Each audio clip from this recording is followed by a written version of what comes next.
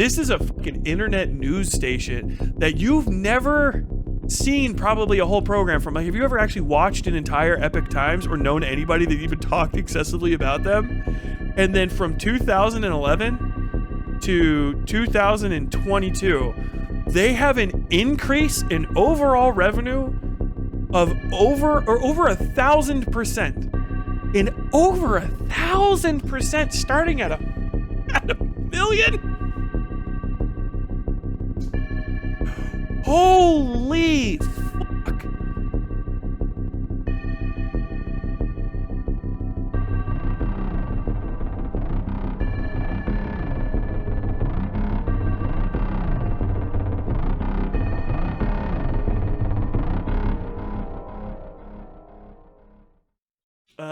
Epoch Times, E-P-O-C-H, Epoch. I can't say that word. Epoch. Epic is epic to me. Epoch. Impossible. Literally not even worth trying.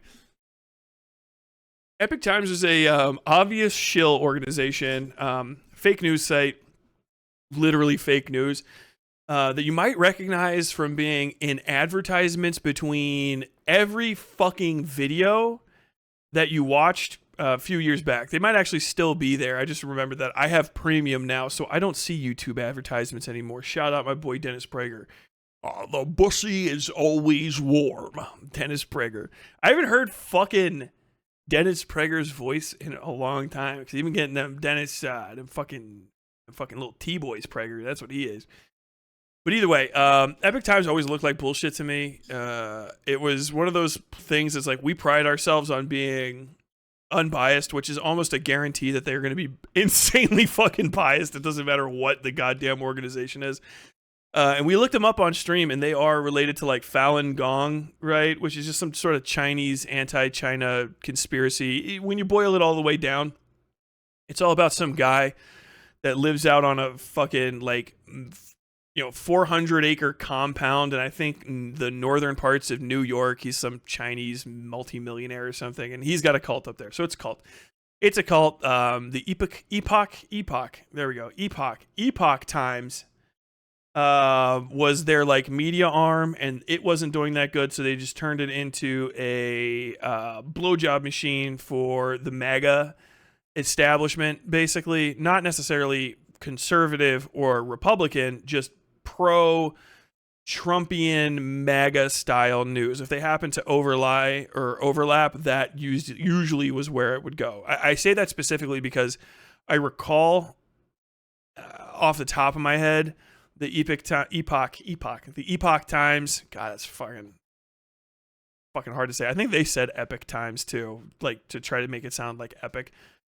I'm just gonna say Epoch Times. The Epoch Times people would occasionally also chime in conservative conflict moments, and they would take the non-typically Reaganite conservative standpoint and go more for the whatever was closer to the Donald Trump line of things. So that's where things kind of laid out. They're staunchly anti-China as former Chinese nationals. I think mostly they're just pro-ANCAP kind of individuals. I don't know. But either way, very cool.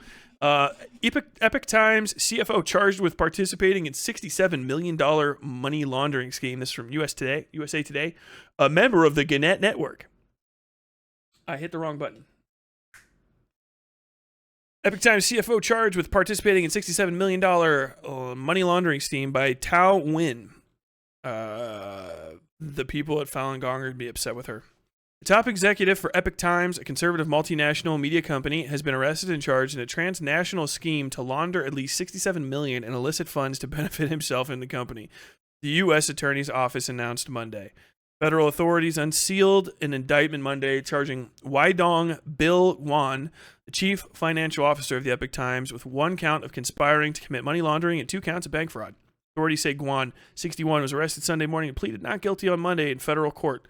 In a 12-page indictment, federal prosecutors accused Guan of participating in a years-long scheme which included cryptocurrency, fraudulently obtaining unemployment insurance benefits, holy fuck, Tens of thousands of prepaid debit cards and stolen personal identification information to open financial accounts. Prosecutors further allege that the Epoch Times reported annual revenue increased by tens of millions of dollars in and around the same time the scheme began.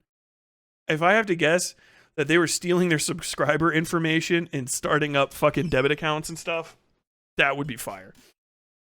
I'm also going to say this guy's a non-American national. More than likely, I'm going to say they were probably caught trying to flee to China or something and just like leave America for a different state and then got caught. I've seen this happen. A guy that was in the Marines with me, even if this isn't how it goes out, a guy that was in the Marines with me was from Britain. He was actually a British national. The whole accent and everything.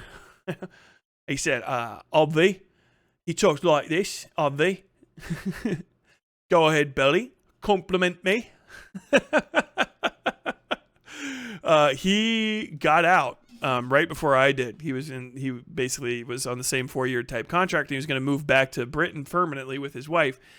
He tried to take out a $75,000 loan from an American bank and then leave the city or leave the country, which he didn't know they keep an eye on because they don't want you to do that. First off, he tried to flee to somewhere. He was going to commit grand larceny and then go to a pro-extradition country, which is crazy. But also, they arrested him literally at the airport. Like, hey, what you doing? You know, you're like crazy. What you got, $75,000 in cash right there? What you doing with it, buddy? And so he got arrested and his bank account got fucking like taken down or some shit. And then he had to stay in jail for like 6 months and then go back overseas in shame. I think he might have fucked up his... because he was still on individual ready reserve. I don't know this for a fact. I've never talked to him again. I just heard about this because everyone was fucking laughing their asses off about it. But he was on individual ready reserve. So if he committed a felony, he may very well have risked his honorable discharge, which would be miserable, dude. You can get your discharge changed from honorable to like dishonorable before your contract's over. Basically, the military contract goes 4 years standard in the Marine Corps one, but it's actually an 8-year long contract. You just don't really do anything because you're on the individual ready reserve, which basically means you're a civilian in all but name. And if you fuck up while you're on IRR and they catch you, you can get charged underneath the UCMJ. So financial crime. He probably fucked himself up a little bit. God damn. Silly Brit, fraud is for the wealthy. Shen Yun is also Falun Gong. Yes. Am I going into overtime? Not too far. But either way. Guan conspired with others to benefit himself, the media company, and its affiliates by laundering tens of millions of dollars and fraudulently obtained unemployment insurance benefits and other crime proceeds. U.S. Attorney Damian Williams said in a statement, when banks raised questions about the funds, Guan allegedly lied repeatedly and falsely claimed that the funds came from legitimate donations to the media company. We're so good at the news that unlike every other company out here, someone gave us $67 million in small donations to keep it going. I don't know if you ever watched this, Bill. In our circle, this is what we call pulling a Keffels.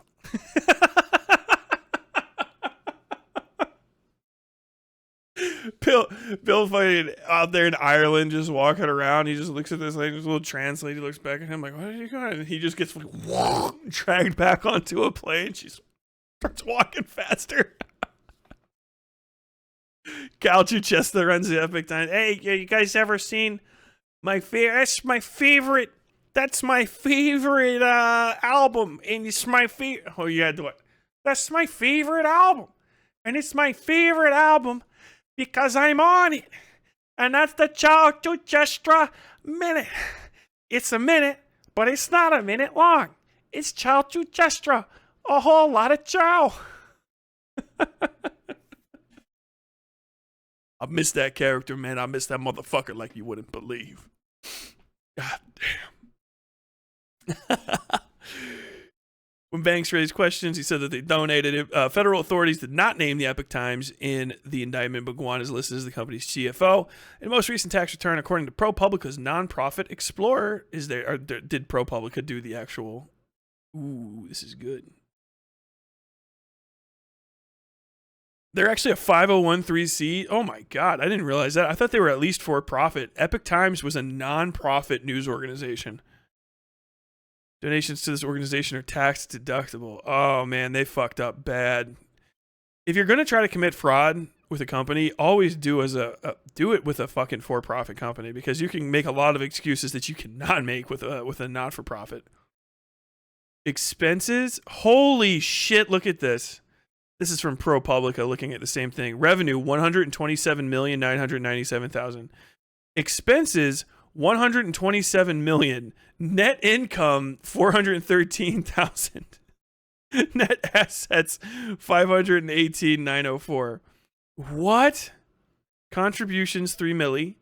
Program services, percentage, 123 milli.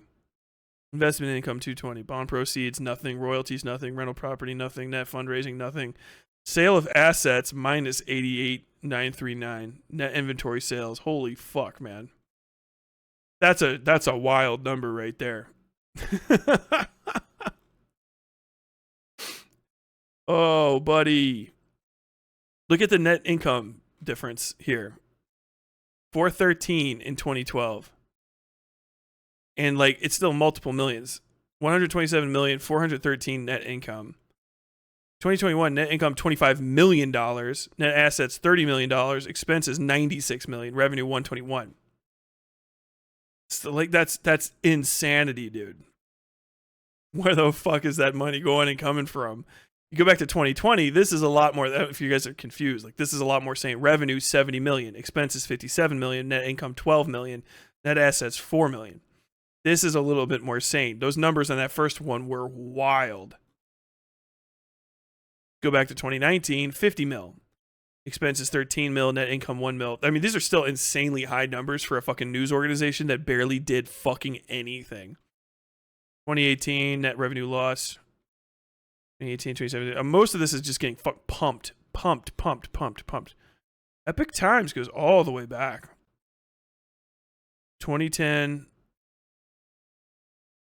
almost nothing. If you go back, like, this is a crazy increase in revenue. In 2011, this is a pretty standard number for a fucking internet news agency.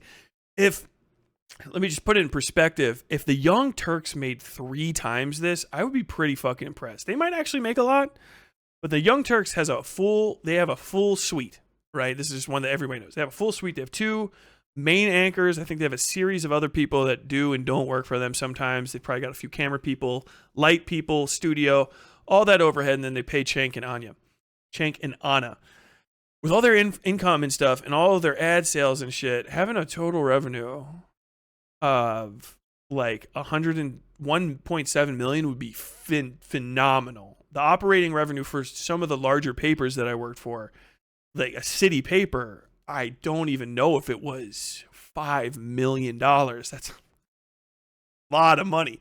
And I mean, that's revenue that goes into production and stuff too. So like, those subs, they go into like running presses and operating a printing press. It's massive undertaking. This is a fucking internet news station that you've never seen probably a whole program from. Like, have you ever actually watched an entire Epoch Times or known anybody that even talked excessively about them? And then from 2011 to 2022, they have an increase in overall revenue of over 100 or over 1,000%. In over 1,000%, starting at a million. Holy fuck. Like, god damn, that is the most suspicious number. I mean, obviously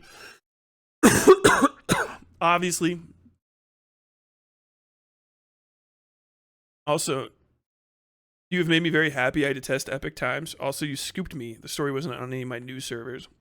Titan. Oh yeah, I know you're from fucking Professor President Sunday. Professor Flowers. So this is crazy, man. This is wild.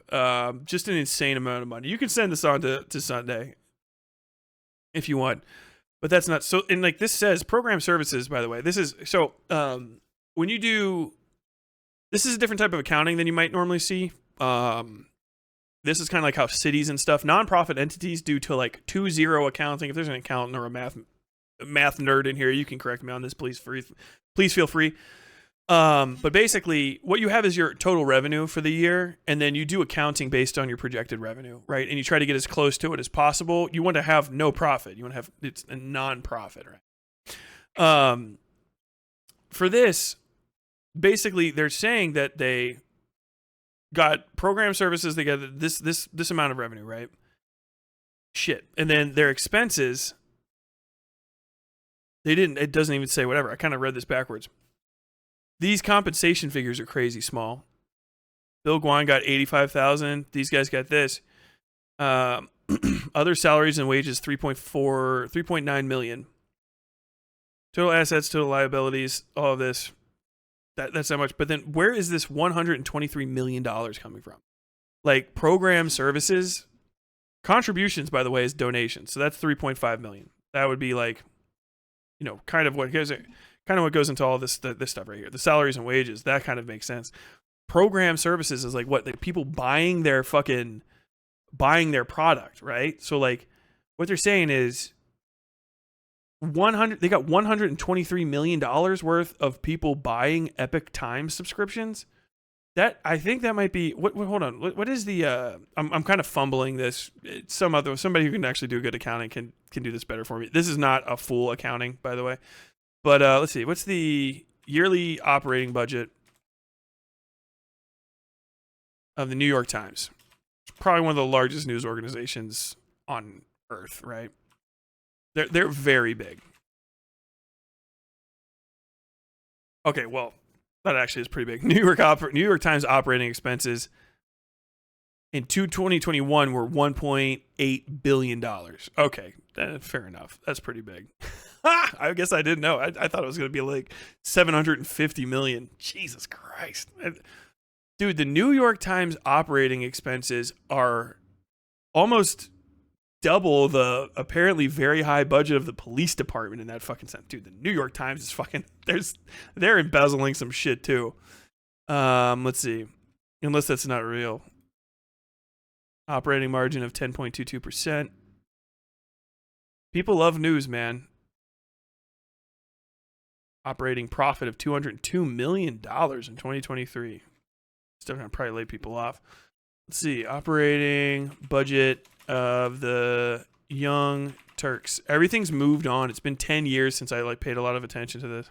The Young Turks has 27,000 paying subscribers who pay from $5 to $10 a month to watch the company show. So whatever, 5 times 27, 5 x 27 is 135. That's $135,000 plus $135,000. Okay, yeah, to $270,000. Is that correct? Yeah, because it's 5 to 10.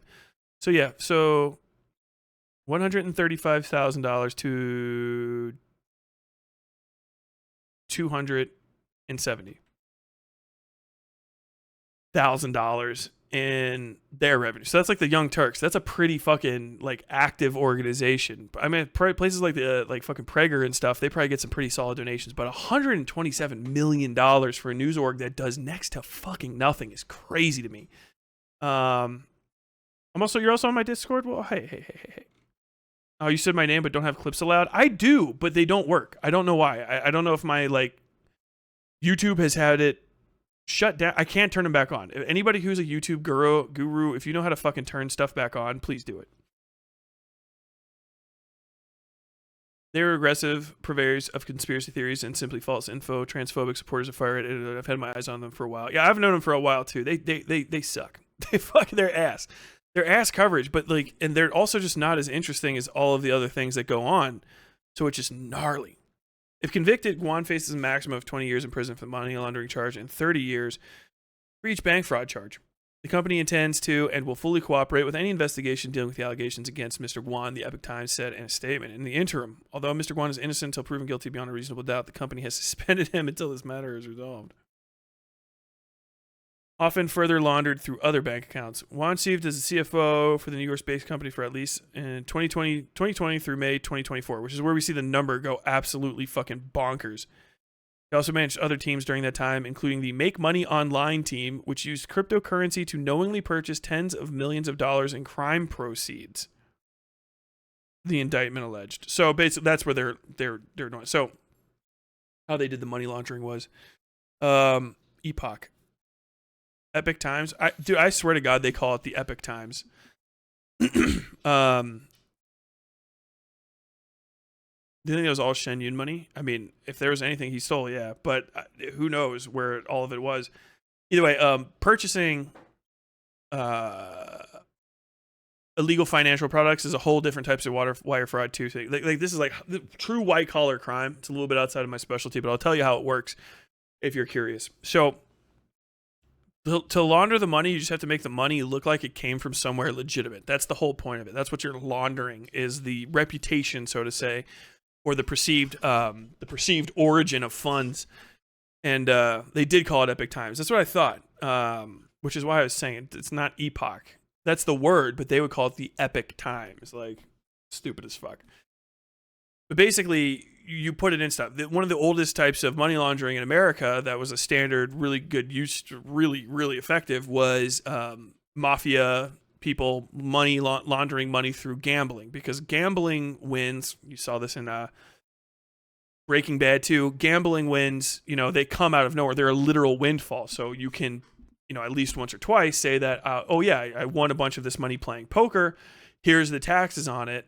And then, unless they want to go and look at the specific poker game or whatever, they're never going to be able to trace it down. I mean, nowadays it's way easier, but back in like the 1970s and stuff, that's what you did.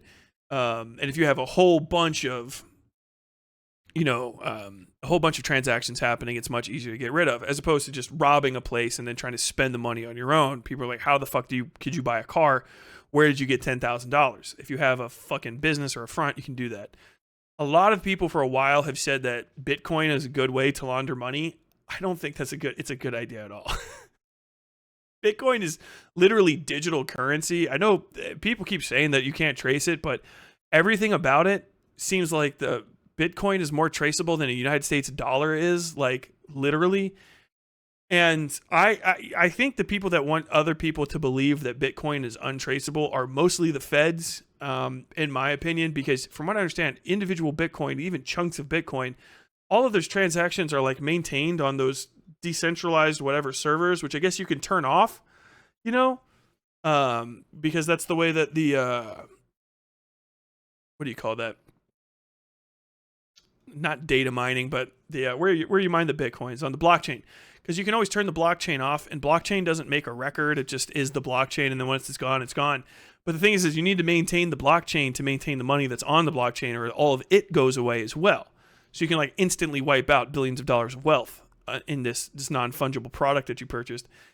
And so you basically, like, you either have to burn the money or they can just figure out where the fuck it came from, which is kind of crazy when you think about it. Blockchain literally logs every transaction. It's absolutely not untraceable. Yeah, because it has to, because it's digital. It has to say where it is. Otherwise, it doesn't know where it is and it doesn't exist. Like, if you remove the "where am I" from a digital product, it is now no longer somewhere. It has to have a directory. You know what I mean? Because it's not real. It's fiction that we made up. It's a fictional thing that doesn't actually exist. As opposed to a dollar, which, if I go fleece a dude on the cobbles and I rob him and I take his dollars out of his wallet and I run away with them, those are gone now. They don't cease to exist because they're no longer in his wallet. They're in my hand. But like, the wind itself does not write the pathway of the dollars to another place. If I can start spending them, maybe somebody searches him down, but I guarantee you that dude did not write down a specific record that, the first dollar was serial number 18977897352226549. The second dollar was 1099572635, blah, blah. Whereas with the blockchain stuff, it's like, oh no, you bought this from Dildo Dog Incorporated literally on March 3rd, 2019, and it is .01987 BTC. You held it in, it's from blockchain X, whatever the fuck. It's held in wallet number, blah, blah, blah, blah, blah, blah, blah, blah. And it's been in this wallet literally down to the fucking second. Like, that shit's crazy. There are ways to throw off the transaction trail like Tornado Cash, but that was blacklisted by the U.S. in 2022. Dude, they're going to get around it instantaneously. Because, like, they can pay for better accountants than you can have. You know what I mean? And, like, it pays to do it. Because even the people... Here's the thing. The scary part about laundering money is your money can vanish. You know how you lose socks in the laundry? Well, when you launder money, you might lose like a couple $1 million. It's a common plot. Very common plot in old mafia movies, right? I put this guy in charge of my books and then he wrote some stuff. He did magic with those numbers and now he's on the run with $1 billion of my fucking money. You can always do that because when people say, hold on, like laundering money requires kind of by default, not you involved. You have to have another party. You have to have additional parties involved because that is what the laundering is, right? You can't just hand put it in your left hand and then say like, I have laundered this. You have to have an additional legitimate entity involved, at least one, if not many, many, many, many, many. And at any point in time, someone can go and take that cash. It might just be numbers, but they can take the numbers and move the numbers. It might be actual like literal currency. And sometimes it might be the product. It might be that you tried to launder it into, gold bullion purchases from some fucking retired Vietnamese general. You know what I mean? The thing is once it's like that and it's not in your hands, it's in someone else's, and they can always just go put it in my pocket. And if they do that because you're laundering money, you have no recourse other than telling the government, "Hey, that guy stole my laundered money," which is its own problem. So it's always a risk. Anyway, make members of the Make Money Online team and the other participants in the scheme bought these proceeds at discounted rates of about 70 to 80% cents per dollar, according to the indictment. The proceeds included fraudulently obtained unemployment insurance benefits that were loaded onto tens of thousands of prepaid debit cards. This is like fire. If none of this sounds familiar to you, you grew up in a nice neighborhood. Let me just tell you that. Homie was over at Cricket Wireless. This motherfucker walked into the goddamn stab and grab down the street from you. Like, why is this disheveled Chinese national wandering in here? Like, I need to buy 500 plastic cards. Just go place to place all around this city. I hope it was one of those where he goes around, because you got to load the cards up, right? Sometimes you buy them online. Sometimes you buy them. You don't want to buy them online. I'll tell you that right now. If you're trying to launder onto prepaid cards, which is old school, I'm actually kind of proud of this guy. You want to buy them physical, and you want to buy them with cash. You get the cash out, and then you buy the physical card, hopefully at a discount from a shady guy, or however you want to do it. There might be new ways, but I'll tell you what, the more internet is involved, the easier you are to catch. You go around, you buy it from a bunch of different places. And then you have all of these like stack of cards in your hand, and then sometimes like they'll sell the cards or they'll use them. But that lets you say like, I'm buying things with these prepaid cards. Money laundering always just turns into legitimate businesses. It's why the mob don't do that shit anymore. They just run businesses because it's more profitable in the long run. It really is. And most of the reason the mob existed was because they were on the outside of the law as immigrants. Once you stop being outside the law as immigrants, there's no reason to fucking break the law all the time.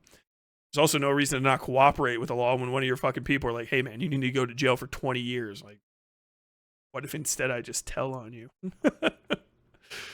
Team and other participants also use stolen personal identification information to open accounts such as prepaid debit card accounts, cryptocurrency accounts, and bank accounts. I guarantee you they're stealing from their own subs. According to prosecutors, these accounts were then used to transfer the proceeds into the bank accounts linked with the Epoch Times. After the money was transferred to the bank accounts, prosecutors said they were often further laundered through other bank accounts associated with the media company Guan's personal bank accounts and Guan's personal cryptocurrency accounts. This dude is a messy bitch. When banks questioned Guan about the high number of transactions, he lied and claimed that the funds came from donations, according to the indictment. I mean, remember what I was just saying a second ago? If you're trying to launder money, you have to go to a legitimate person. You have to have a legitimate business. It's better if you own the business, like, then you can control shit. He's going to the bank. I was like, what do you mean he's done this many transfers? I like that half a paragraph before I even mention it. I get half a paragraph down. They're like, the bank was really weirded out by this. Like, you're busted. You are busted. Oh my God. Especially because if you're doing domestic, here's the thing. Sometimes racism is okay. Not really, but if you are American banks are FDIC insured. There's a whole lot that goes on, but usually if you want to commit fraud in American banks, you kind of have to own the bank. You have to own the bank, or you have to be like, you went to college with the guy that owned the bank, because the banks are covered by the Federal Deposit Insurance Commission. I can't remember. Either way, it's a long series of things, but basically the FDIC works alongside the Fed and all the people that fix all of the money rates. All of that shit that hangs over your head like the sword of Damocles that kind of keeps the economic engines of this country running are all connected to these things. If you want to try to commit crimes, there's crimes that you are and aren't allowed to commit. Most of them are the ones where you're outside of the bank trying to fuck the bank up from the outside going in. They will be extra suspicious of you if you are in any way, shape, or form not of American nationality, because they're always worried that people that aren't American are going to hurry up, run the bank, blow you out of your shit, and then fucking get out of town before you can go and collect. That's like ancient stuff. It's basically like, borrow money in Seattle and then move to fucking St. Paul. Just run away with the money. So with this guy, I mean, it's just crazy to think him trying to get away with it. Because, like, you got a Chinese national, right, going around like, my name is Bill Guan. I work for the weirdest company ever. It's all connected to shady ass shit. He's a nonprofit, so he's already going to get high levels of scrutiny. Nonprofit has to have all of their financial information has to be published, right? And usually they're tied in with all kinds of other stuff too. So this goofy bastard, Chinese national, walking around, going to all these places, and they're just like, what are you making 50, 60 fucking transfers today? What is going on? Like, the balls on this dude. He probably just, you know what? It feels like Office Space. Like, he did the Office Space thing and then just immediately started panicking because he's like, I have a lot of money all of a sudden. Because the dude just seems like at this point he's just shuffling around like crazy. I don't know how he thought he was going to get away with it is really where it comes down to. Because goddamn, just see him. In my mind, I don't know if he was buying the prepaid cards, but it would be hilarious to find out that he was trying to do prepaid card scams by getting the way one of the ones that you do it. Okay, so you buy like $500 of prepaid cards, and then you sell them to people for $400. All right, so you net like that 10%. That's usually the problem. Laundering money comes with a little bit of vig off the top. You got to pay to get it to go. The thought of him doing it the old school style, whereas you go around buying the prepaids at like gas stations and shit, is just killing me. I just see it sweaty, fucking like his disheveled. His suit is half in tatters, just limping for no real reason in and out of like his bank, and just like, I need another $10 million, but move this 16 million here, and then I need to I've withdrawn $500,000 of Bitcoin, and I need it split into $100,000, and then he's gonna be doing the like, okay, I need all of these in 9,999 so I don't have to report it. And the bank guy's just like, of course. And then like he gets off and he immediately goes, okay, so this dude this dude is barely there, and he just did 17 different transfers over the last day.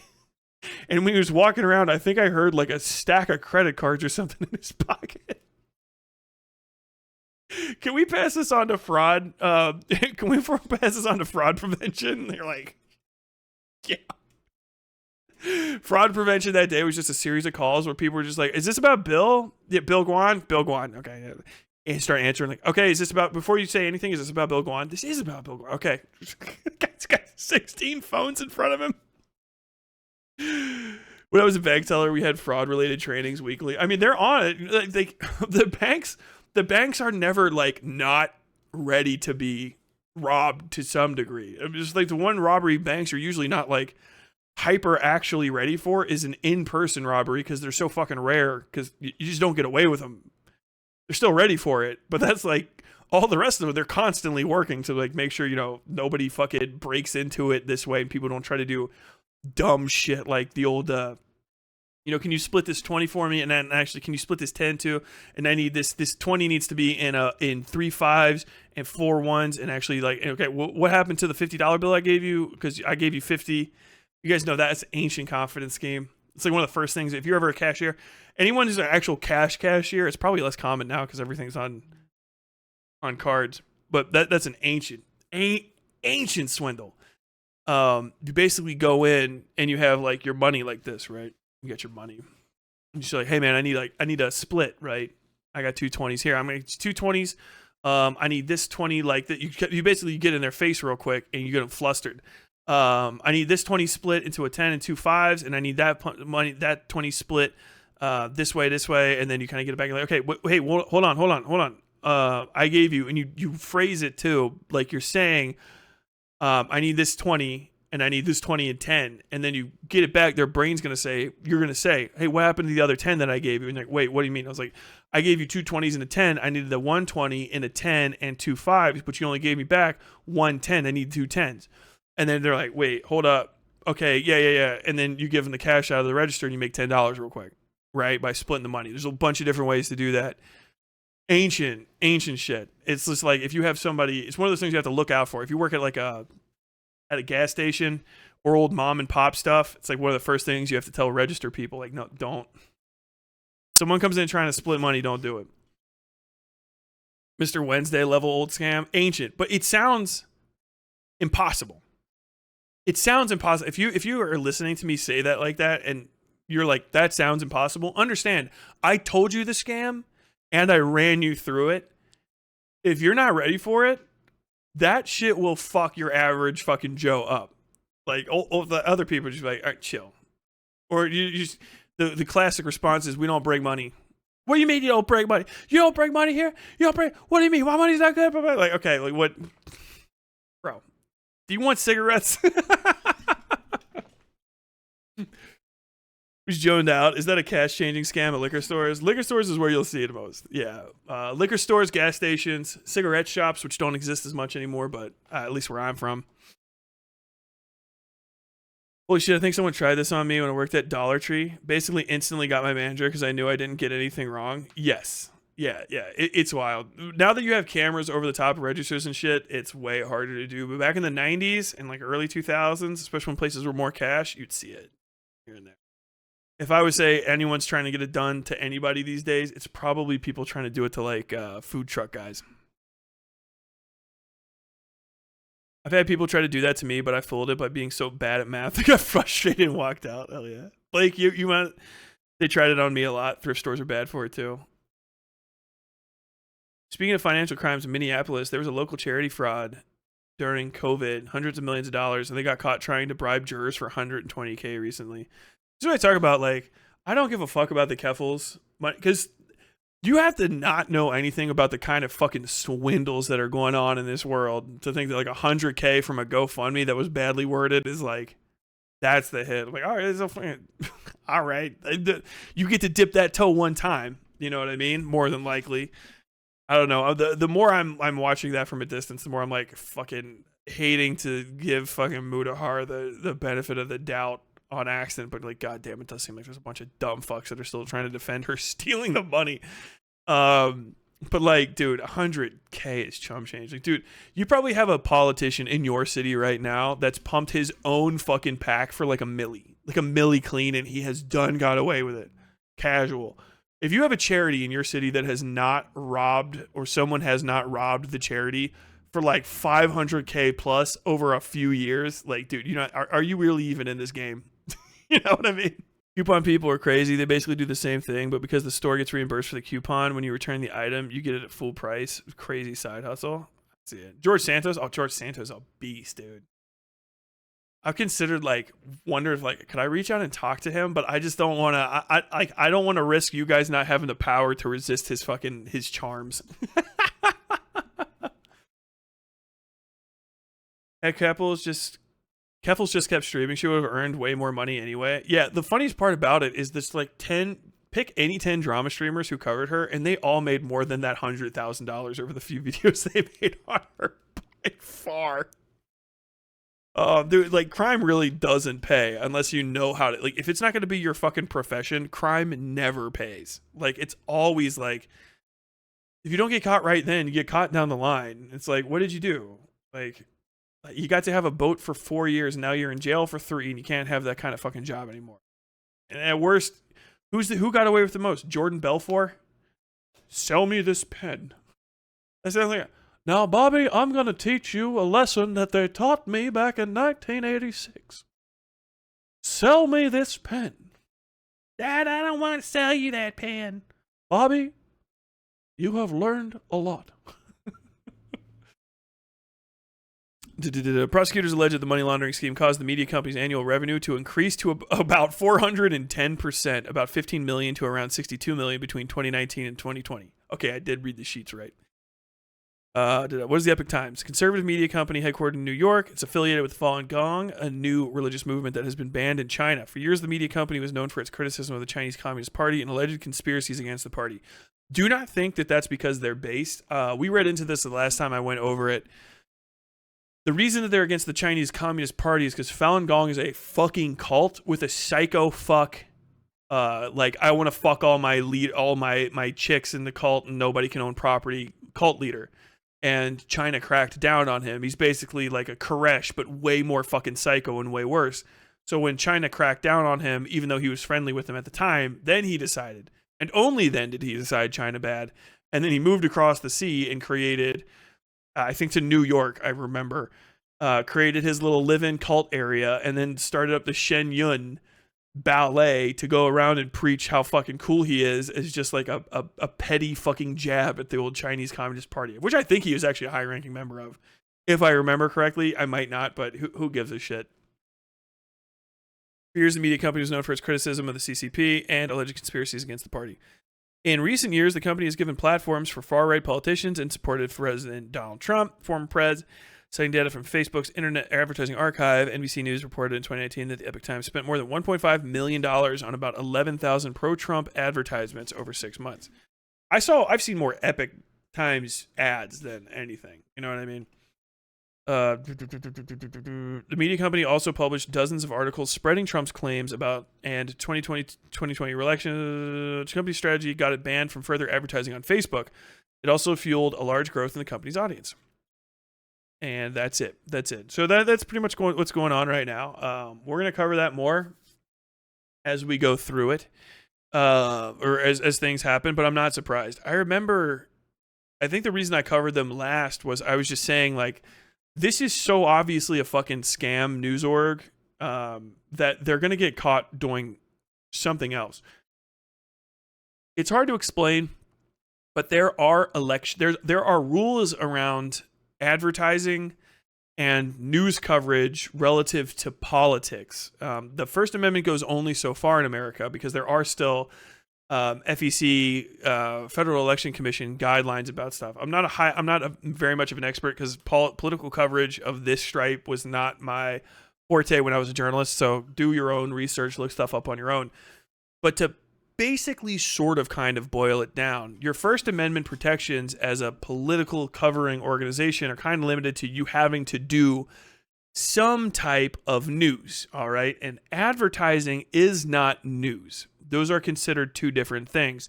So this is a whole bunch of other laws. This is all First Amendment shit and American media law that is also not my expertise. I should have somebody on to talk about this stuff, but look up more of it if you're interested. I'm going to get you kind of on the road. Basically, political advertisements have a lot of requirements to basically let people know that they're political advertisements, because this gives you the ability to call them political speech, which is covered under even less stipulations and guidelines than just standard American speech. Standard American speech has things that you can't say in it. You cannot libel people. It's against the law to libel people, or it is civilly punishable, however you want to phrase it. Same with defamation. Same with things like assault. Same with things like threats of violence and urging people to violence and stuff like that. Now, political speech has fewer protections over it, but political speech has to meet a few specific guidelines, basically. And it's not hard, but people still try to skirt them. Because political speech is protected, it has to be the political speech. It has to be proven. Usually you have to be a politician or in a political context giving like political, or speeches and shit. So in those cases, you can say like, I think like, John is a dipshit fucking moron. And I think he fucks his dog on the weekend and all sorts of nasty shit. And you can say, that was political speech. All right. And you can't punish that.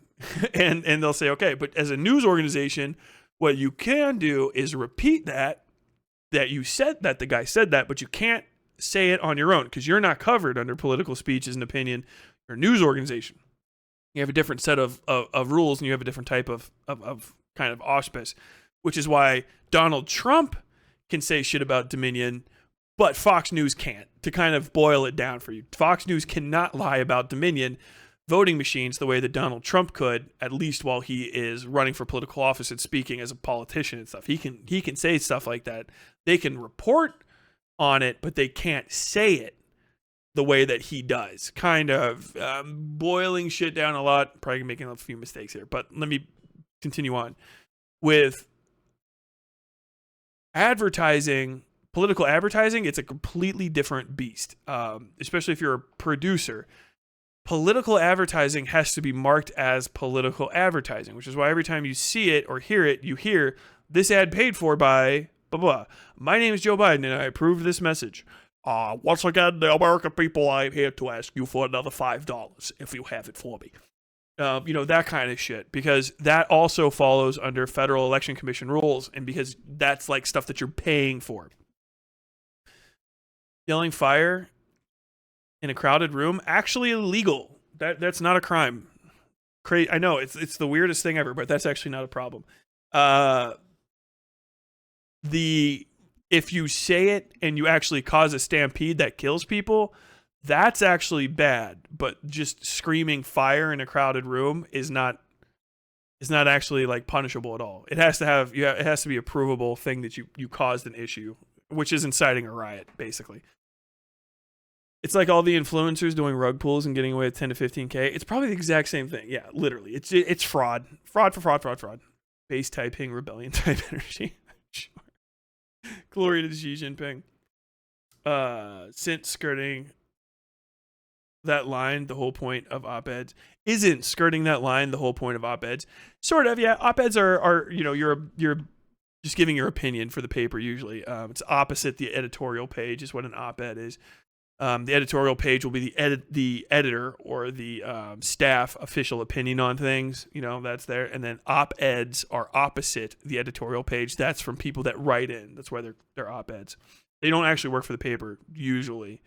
But basically, if you start doing advertising that says stuff, but you don't put out the news stories for it, you know what I mean? Then you start getting into political advertising. You can't act the same way that a PAC does and do PAC stuff, but then not have yourself registered as a political action committee or as a fundraising org or as a political organization, because there are things that require. So if you like, I'm a newspaper and I start advertising stories, but the stories don't come out and no one ever sees them, but I spend a fuckload of money advertising them to get those stories in front of other people. And those stories aren't really like my First Amendment thing. It's just like literal, like, did you know that completely inseparable from a political advertisement? It might not necessarily be on its face like a crime, especially if you say like, I made a mistake. But more than likely, the FEC is going to start looking at you like, what's going on here? Why are you doing political advertisements and not marking them as political advertisements? You have a newspaper, but where's the newspaper? You know what I'm saying? And if he was laundering stuff and they just stopped writing the newspaper and started paying for insane amounts of advertising, that could be it. You didn't know I was a journalist? I was for like half a decade-ish, depending on if you count doing a newspaper. And you should, because I did some really good work. I won some awards. Unfortunately, all the newspapers I worked for died. Literally all of them are gone now, except for one. I think the Wilson Herald's still there because it's owned by the Wick family of newspapers. Need rainbow Gorpo emote. I agree. But either way, this is stuff. Election coverage is stuff I've had to do, but mostly I did on the ground. I was not lead on election coverage for almost anything except for school board elections, which is very low stakes. So take everything I say with political advertising law into with a fat grain of salt. I'm pretty sure I'm on the right page, but that's something we should probably look into as we get closer to election season. This is the weirdest election season ever, by far. My God. Hope you enjoyed your time on the Westside.